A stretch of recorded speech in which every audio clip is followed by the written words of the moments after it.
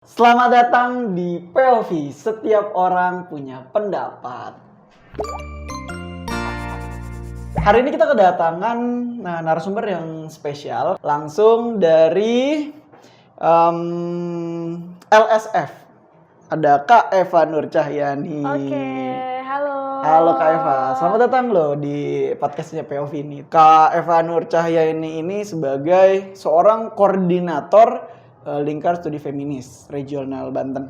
Ya. Nah, LSF itu apa sih Kak? Boleh diterangkan? Oke, thank you Isal. Dirimu tadi belum kenalan Oh loh sebenarnya iya, sebagai sorry. host. Jadi aku memperkenalkan Isal. Oh, iya, boleh. sorry.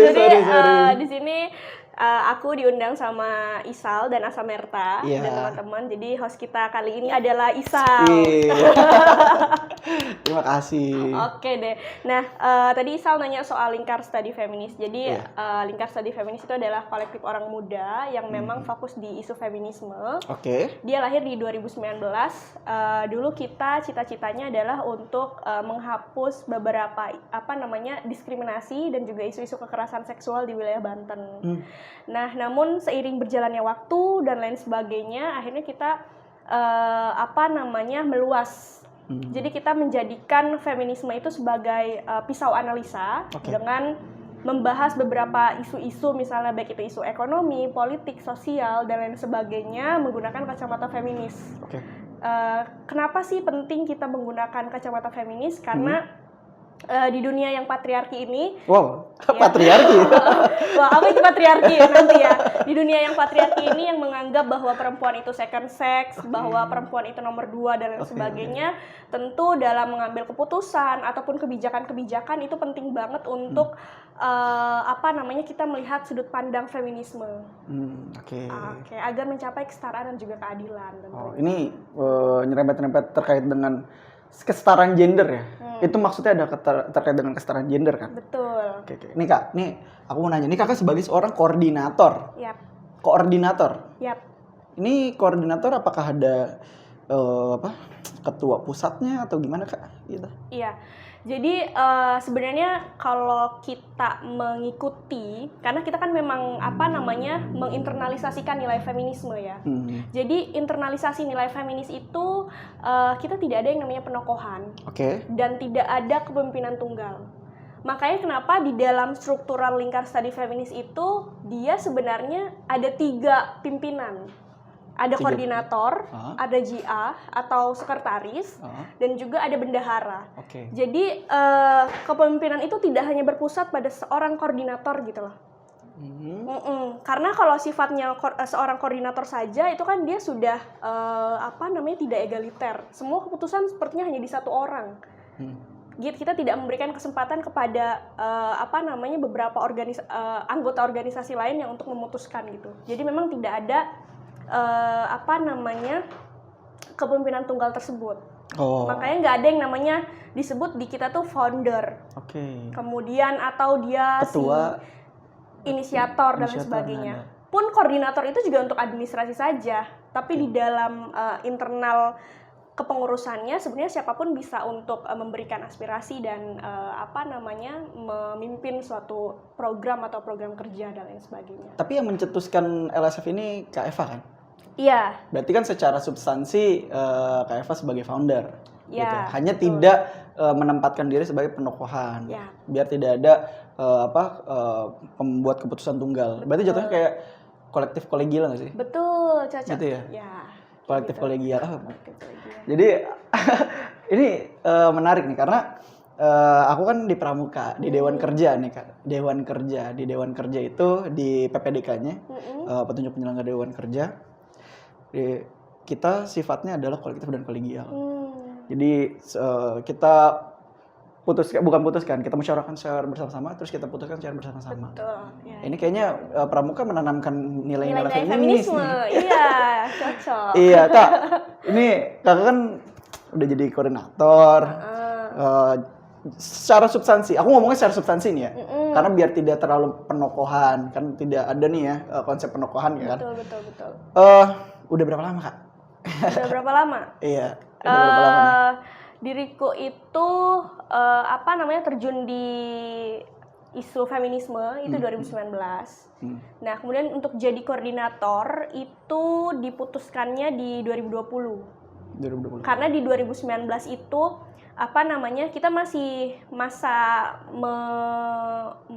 menghimpun ya, membangun dan lain sebagainya. Gue agak grogi nih, nggak apa-apa ya?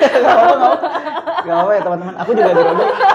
Ini first time aku jadi host. First time banget loh, ini aku juga grogi ya. Okay. Mohon maaf ya kalau untuk episode pertama kita masih grogi teman-teman. Jadi dalam proses menghimpun itu kita masih memilih cara atau sistem kepemimpinan kita seperti apa, kemudian sistem keorganisasian kita seperti apa, sehingga belum ada penunjukan secara administrasi siapa koordinator atau ketua gitu kan. Awalnya ada perdebatan mau presidium aja deh kayaknya. Kayak gitu-gitu. Oh, jadi ini kakak tuangkan untuk membentuk strukturalisasi di sebetulnya apa? Organisasi atau himpunan? Sebenarnya organisasi. Oke, organisasi ini berdasarkan ini ya, nilai-nilai feminisme. Betul. Apakah itu berlaku juga kepada himpunan-himpunan atau organisasi feminisme yang lain? Iya. Samakah seperti ini, tidak ada penokohan atau bagaimana? Itu dikembalikan lagi kepada masing-masing organisasi. Iya, karena lagi-lagi kita juga dibenturkan dengan administrasi kenegaraan, apalagi kalau misalnya organisasi-organisasi yang dia sudah legal, mau tidak mau dia harus mengikuti peraturan-peraturan Kemenkumham dan lain sebagainya gitu ya. Sedangkan kan LSF sendiri sebenarnya belum dalam konteks legal, belum bisa dibilang legal, karena kami belum mendapatkan izin dari Kemenkumham. Oh, even itu yayasan belum ya? Betul, karena ada nama feminis di situ. Oke, betul. Ya, jadi itu yang mau tidak mau, kalaupun memang kita perlu legal gitu untuk kebutuhan agar lebih sustain ke depan, ya mungkin feminisnya akan hilang atau mungkin nanti dengan nama perempuan atau gerakan perempuan dan lain sebagainya kayak gitu. Tapi ada rencana ke sana nggak? Karena menurut aku kalau misalkan legal standingnya belum ada, agak susah untuk bergerak nih. Betul. Kita ada rencana ke situ, namun untuk legalitasnya mungkin nanti tidak dengan nama lingkar studi feminis, tapi ketika misalnya untuk kerja advokasi kita menggunakan organisasi atau lembaga yang memang sudah legal tersebut. Oke. Iya. Brandnya ini udah kadung meluas kan? Iya, lingkar studi feminis. Sebutannya udah. Iya, brandingnya ya. Udah enak banget. Udah enak brandingnya. Cuma kan kalau misalkan dilegalkan kan agak repot ya kan. Berarti kan mau nggak mau harus ganti nama, tapi secara substansi ya membela hak-hak perempuan tadi, ya kan? Ya. Terus gimana nih Kak?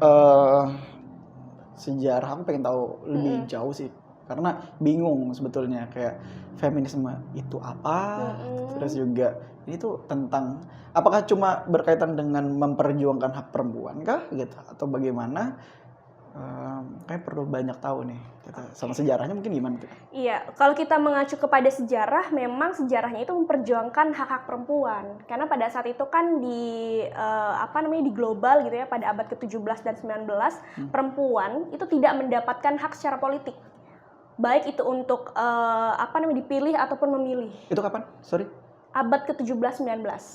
Itu di Eropa dan Inggris. Oke. Nah, pada saat itu karena adanya perbedaan itu gitu kan, akhirnya seluruh gerakan terutama diinisiasi oleh teman-teman gerakan buruh ya. Makanya kalau misalnya kita ngomongin soal gerakan feminisme, dia tidak akan terlepas dengan sejarah gerakan buruh. Oh, ini berarti buruhnya buruh kaum perempuan atau kaum laki-lakinya juga apa gimana nih? Keduanya.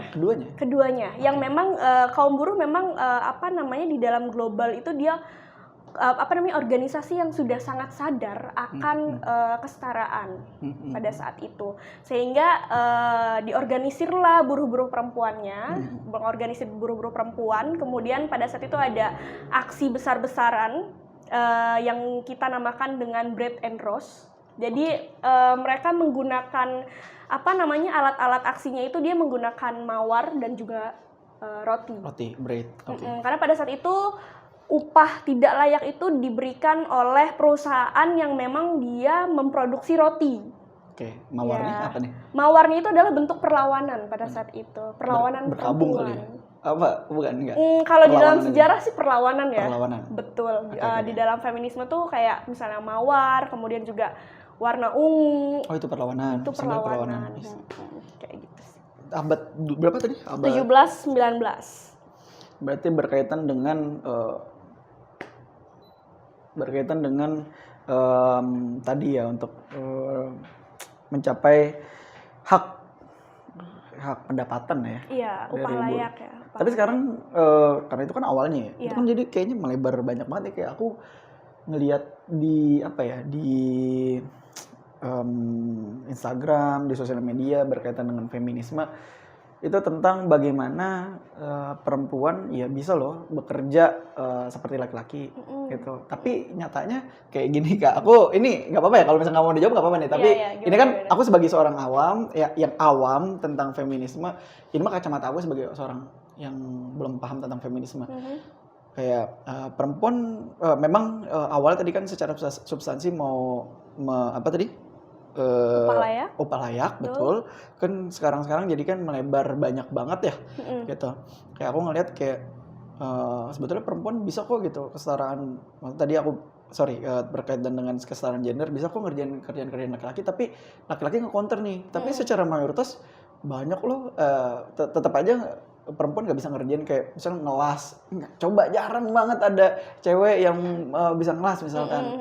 Terus juga konstruksi, kan itu hal-hal berat yang menunjukkan maskulinitas gitu loh. Di kalau nggak salah Cirebon atau Indramayu tuh cewek buat kerja jadi kuli harus nyamar jadi cowok. Iya, itu. Iya. Nah, ada. Apakah yang dikejar kesetaraan seperti itu juga atau gimana? Iya, aku coba balik lagi dulu ke sejarah ya. Okay. Jadi dari sejarah upah layak, kemudian di abad ke-19 itu juga ada yang namanya Mirabal bersaudara. Dimana pada saat itu juga akhirnya akhirnya organisasi perempuan atau feminisme itu juga menyuarakan hak pendidikan. Hak pendidikan. Betul, karena pada saat itu perempuan-perempuan itu tidak mendapatkan hak untuk berkuliah hukum. Jadi dulu sejarahnya gitu. Tidak ada tuh di kampus-kampus itu perempuan yang kuliah hukum. Nah, Mirabal bersaudara ini dia berkuliah dan dia mendapatkan beasiswa hukum dan dia perempuan pertama yang mendapatkan beasiswa tersebut gitu. Kayak gitu. Jadi itu sejarah terkait pendidikan. Jadi sebenarnya konteks apakah bisa, kalau misalnya kembali lagi ke pertanyaan dirimu ya, apakah bisa itu yang dikejar gitu, kayak perempuan bisa ngelas, perempuan bisa di pekerjaan konstruksi dan lain sebagainya. Sebenarnya bukan sesederhana itu gitu. Itu kembali kepada skill sebenarnya, pilihan perempuan tersebut. Yang penting kita kasih ruang atau enggak perempuan tersebut. Kayak misalnya tadi Oji bilang bahwa ada orang mana? Cirebon atau Indramayu tuh kemarin. Orang Cirebon atau Indramayu dia pura-pura untuk jadi laki-laki itu karena tidak ada ruang kan akhirnya. Iya, sebenarnya lagi-lagi di sini tuh bukan soal dia harus bisa ngelas, dia bisa, kalaupun bisa ngelas nggak masalah, yang penting dikasih ruang gitu loh. Betul. Jadi itu gitu yang dikejar, dikasih ruangnya. Karena itu kan pilihan seseorang ya. Jangan sampai kayak perempuan jangan bisa ngelas karena takut bahaya dan lain sebagainya gitu. Yang penting yang kita kejar adalah kesempatan gitu. Oke. Nih aku balik lagi ke pandangan aku.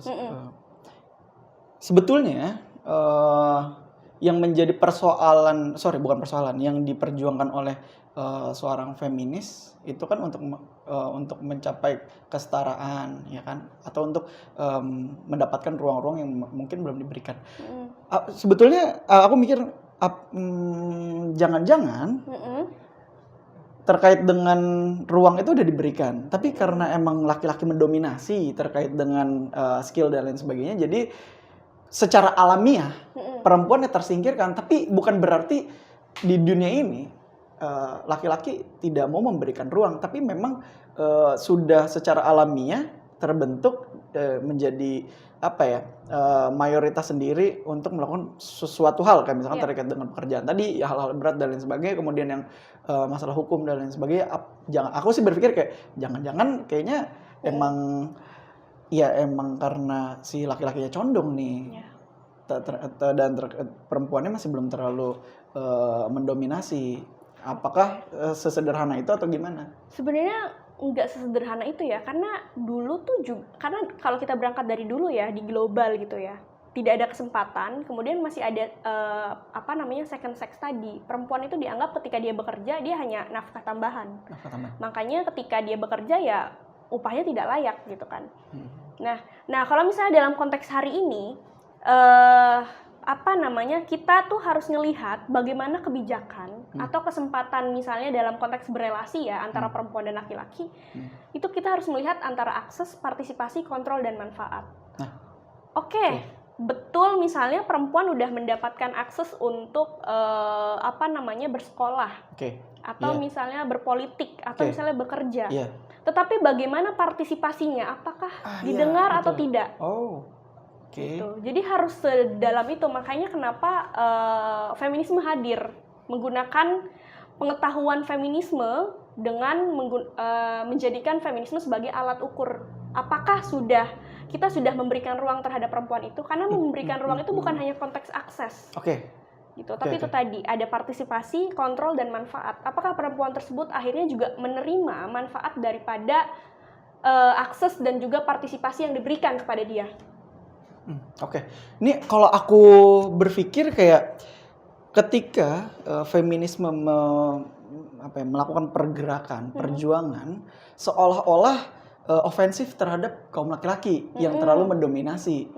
Yang padahal apakah itu menjadi tanggung jawab kita sebagai laki-laki untuk memberikan ruang dan kontrol atau bagaimana? Karena kan kita juga secara alamiah berjuang atas dasar alamiah kita sendiri gitu.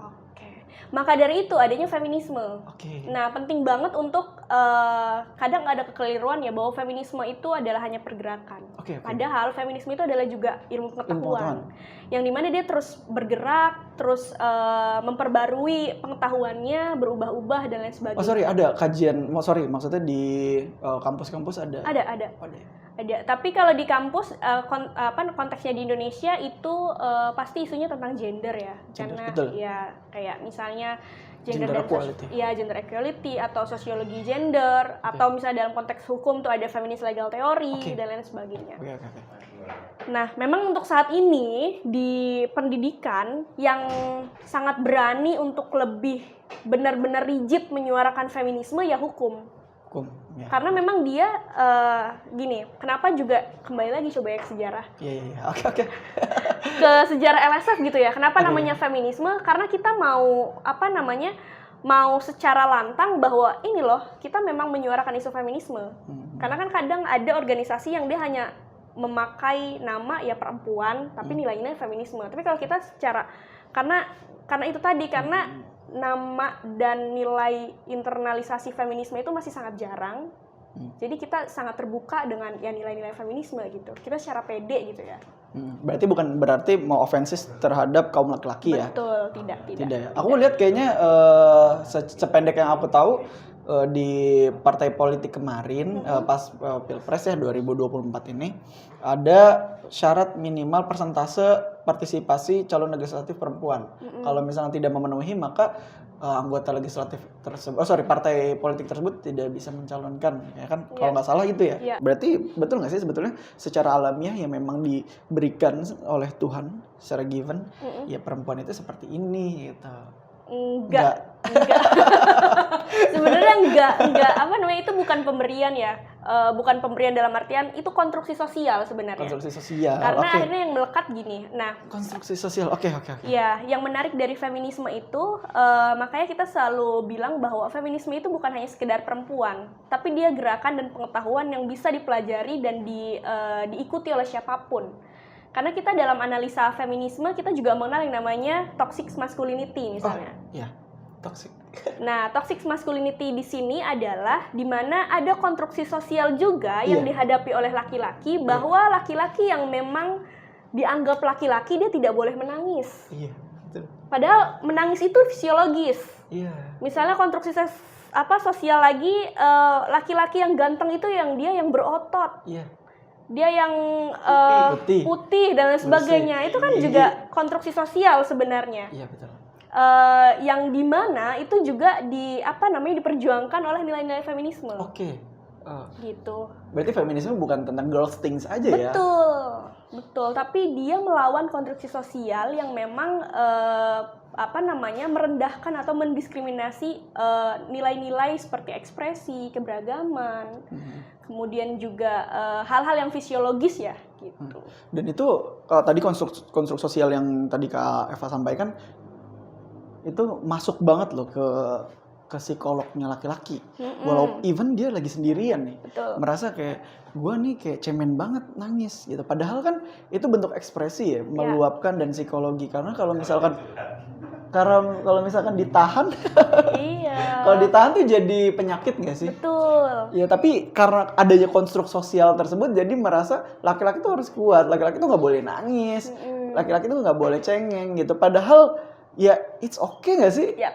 Nggak masalah kita nangis kan. Iya. Tapi ya karena konstruk sosial itu jadinya kayak laki-laki harus benar-benar kuat di hadapan perempuan gitu. Makanya ya teman-teman kalau misalkan punya teman-teman laki-laki, pacar ataupun siapapun, ini tentang konstruk sosial gitu. Jadi jangan malu untuk bersedih, jangan malu laki-laki itu mengeluarkan air mata karena itu bentuk ekspresi bukan? Betul. Selain ekspresi itu juga sesuatu yang fisiologis dan biologis. Oh betul teman-teman. Secara sains ya. Secara sains. Iya. Dan berarti feminis bukan cuma untuk perempuan. Laki-laki boleh masuk berarti. Iya dong. LSF sendiri anggotanya ada yang laki-laki juga. Memperjuangkan apa kalau dari dari si laki-laki ini? Iya. Jadi kalau di feminisme itu laki-laki itu kita sebut sebagai allies atau sahabat. Allies, oke. Ya, jadi sahabat ini dia menyuarakan juga isu-isu bahwa kita tuh penting loh sebagai laki-laki itu memberikan kesempatan kepada perempuan. Atau misalnya dalam konteks relasi, dalam kasus-kasus isu kekerasan seksual, si kawan laki-laki atau sahabat laki-laki ini dia menyuarakan bahwa kita tuh sebagai pasangan laki-laki itu penting juga untuk memanusiakan manusia atau memberikan kesempatan, kemudian juga memperlakukan dengan tidak kasar dan lain sebagainya. Jadi itu juga kita kampanyekan.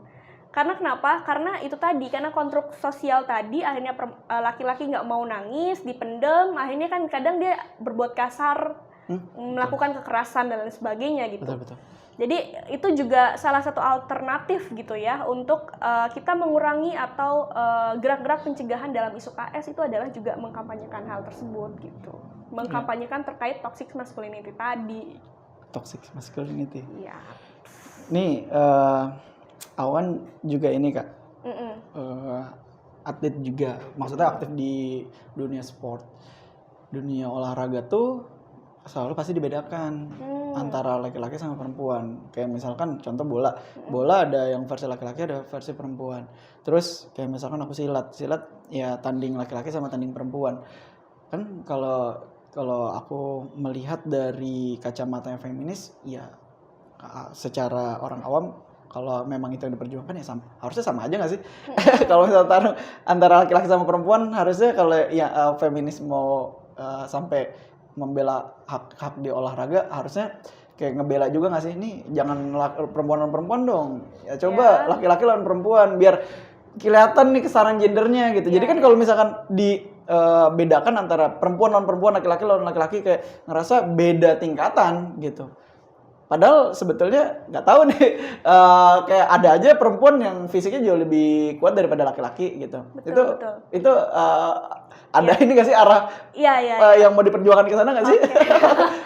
Jadi ini sebenarnya tadi kita selain melihat setara itu penting untuk adil ya. Karena perempuan itu jangan kita lupakan dia punya pengalaman biologis, misalnya menstruasi dan lain sebagainya, melahirkan, menyusui. Nah itu kan juga berpengaruh pada fisik akhirnya.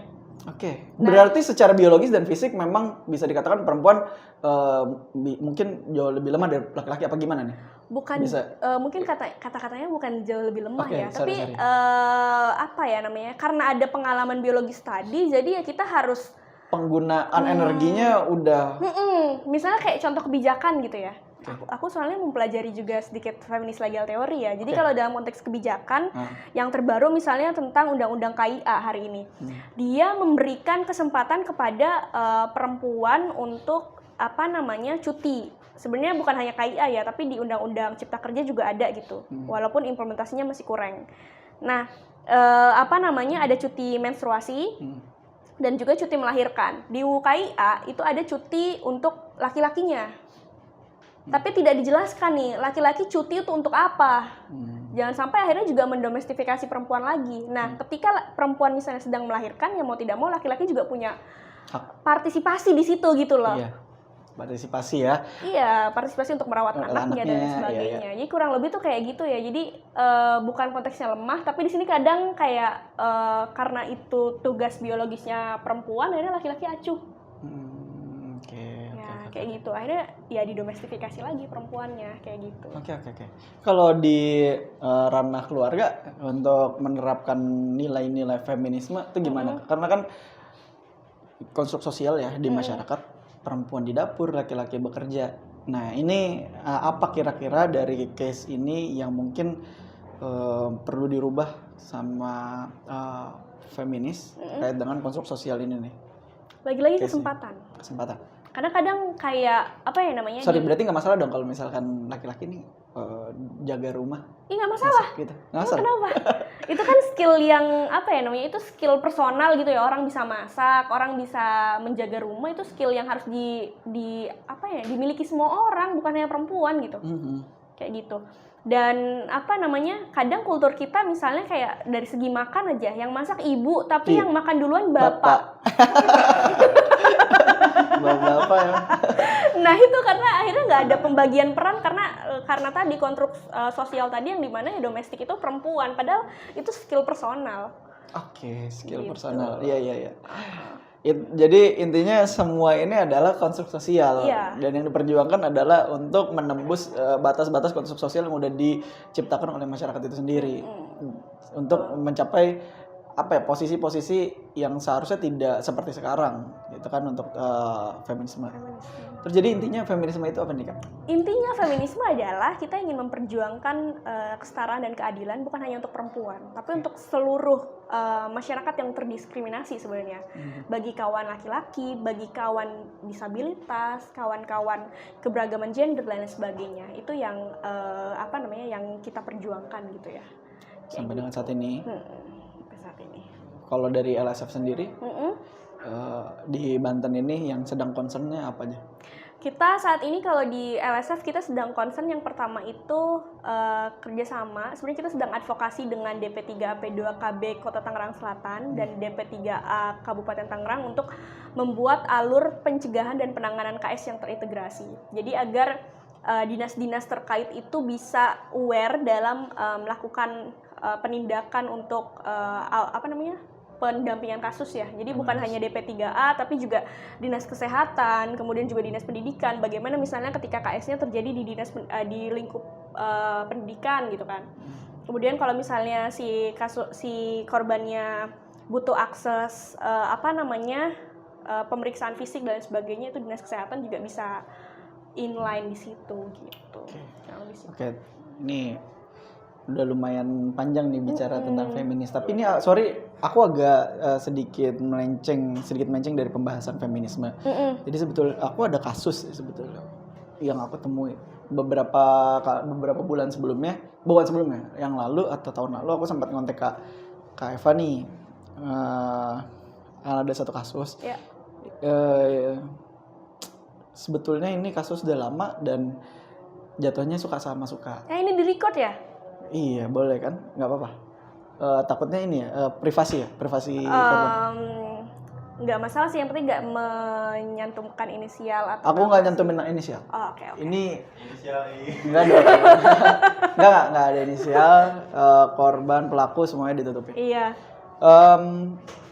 Inti kasusnya bisa dikatakan ada kecenderungan suka sama suka. Ya. Kendati demikian berjalannya waktu sampai dengan mungkin hamil dan punya anak, pelaku tidak atau belum terduga ya? sorry. Tadi udah dibilang ada suka sama suka. Oke. Pihak pria. Oke. Pihak laki-laki dan perempuan. Ya. Oke. Pihak laki-laki dan pihak perempuan. Oke, pihak perempuan hamil kemudian pihak laki-laki tidak bertanggung jawab. Nah, apakah ini bisa masuk ke dalam ranah hukum dan ranah pembelaan dari feminisme? Karena kan jatuhnya ya ini kesalahan berdua, tapi kok yang nanggung cuman perempuannya aja. Ini gimana pembelaan hak perempuannya dan hukumnya? Tentu.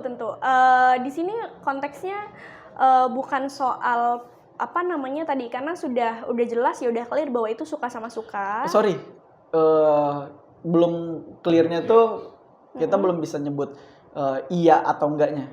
Tapi potensi kecenderungan suka sama suka. Betul. Tentu mau itu dia suka sama suka apa namanya ataupun tidak ada persetujuan, itu tentu harus dipertanggungjawabkan. Karena kalaupun memang konteksnya nih suka sama suka, jelas itu harus dipertanggungjawabkan karena lu melakukan itu bersamaan. Gitu. Pun juga ya. Artinya udah harus ada, kan artinya mereka ada konsen bahwa ini akan berjalan ke sejauh iya, ini. Dan kalaupun apa namanya, jadi harus ada pertanggungjawaban kedua belah pihak. Kalaupun memang si perempuannya kan minta pertanggungjawaban, laki-lakinya nggak memberikan pertanggungjawaban nih. Nah ini yang harus diusut. Dan itu bisa masuk ke ranah hukum nggak? Atau solusinya apa? Itu sebenarnya kalau nggak masuk ke ranah kekerasan seksual juga ya, karena tapi kan ini membela hak perempuan. Betul. Karena jatuhnya yang diberatkan adalah perempuan kan. Iya. Ini kan jadi kayak kalau aku berpikir masuknya ke ranah feminis nih. Iya. Gitu. Nah, apa kira-kira solusi yang bisa diberikan oleh teman-teman feminis? Solusinya adalah sebenarnya meminta pertanggungjawaban si laki-laki ini. Bisa sebenarnya ke ranah hukum, tapi mungkin nanti deliknya bukan delik kekerasan seksual. Kalau misalnya di awal itu suka sama suka ya. Deliknya bukan. Iya, karena itu tadi suka sama suka. Kecuali kalau memang nggak ada unsur pemaksaan dan lain sebagainya, itu baru bisa delik masuk ke kekerasan seksual kayak gitu. Berarti teman-teman feminis Lingkar Studi Feminis bisa ya mengadvokasi hal-hal seperti itu. Ya. Jadi teman-teman di luar sana yang punya kasus-kasus mungkin bisa nih menghubungi Kak Eva atau LSF untuk bisa diadvokasi. Mungkin itu aja Kak Eva, terima kasih loh udah mau datang. Ini kita 30 menit ya. Juga.